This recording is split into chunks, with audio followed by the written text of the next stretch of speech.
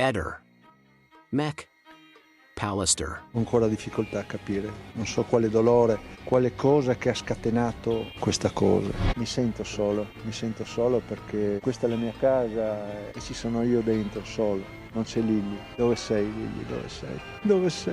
C'era un segreto nella vita di Liliana? Questo segreto, questo grande segreto dentro di lei, non lo so, non ho le minime idee di quello che... Ma questo segreto a cui tu spesso hai pensato potrebbe essere così grande da averla indotta a togliersi la vita? Io penso di sì.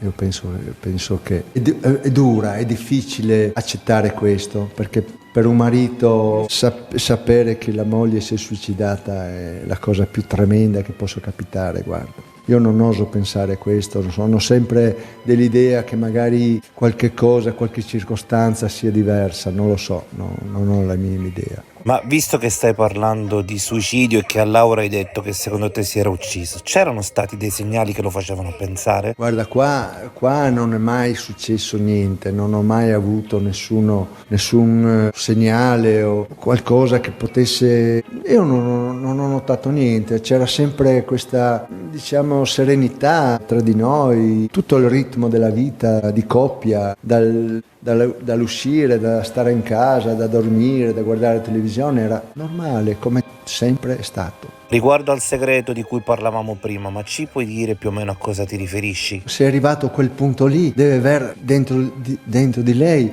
un grande segreto. Io non posso pensare quanto abbia sofferto Lily in questa sua scelta, ma proprio tanto.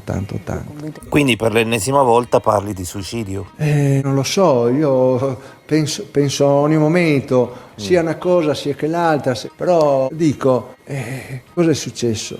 Questo non lo so. Ehi, non dimenticare di iscriverti a questo canale.